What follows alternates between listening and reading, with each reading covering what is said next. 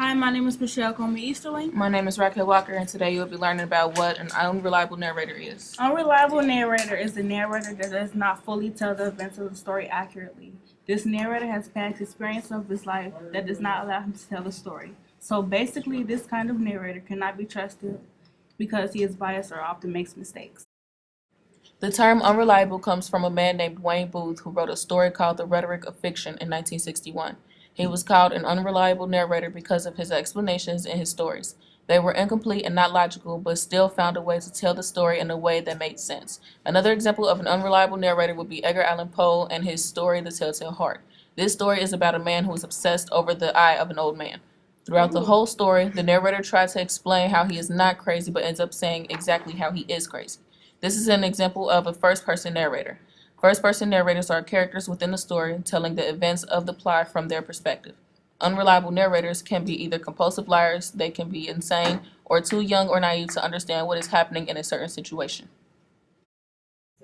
Now we want you to imagine you are in a bad situation. This situation is so bad that you have to go to court for it. You have three people: a biased police officer, a convict, or a judge that does not like you.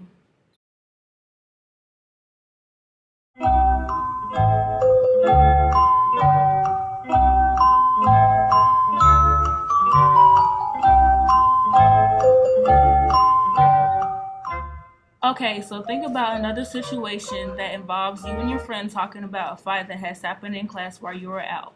This friend is known for being tricky and lying to a lot of people. After this, the person told you their version of what happened. You asked another friend what happened. The version they told you is completely different from the first person that told you.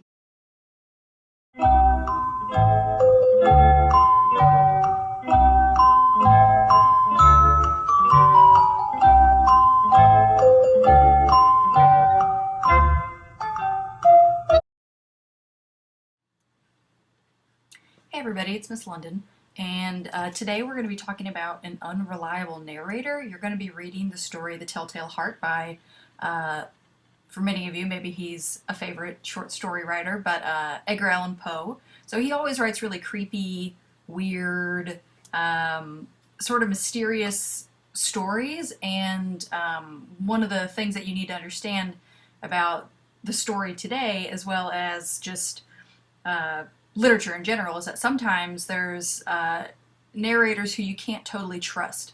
So we're going to be talking about that and then the different points of view today. And hopefully by the time that we're finished with this, you will have a better idea of why this story and this narrator seem a little strange. So kind of the things that I want you to be able to do, our learning objectives are: first, you should be able to define the term unreliable narrator by the time you're done. And once you read, provide examples from the Telltale Heart to actually support that. So how do you know that the narrator is not reliable? Second thing, you should be able to cite examples of different points of view. So first person, third person limited, omniscient, what does it mean to be objective, all of those things.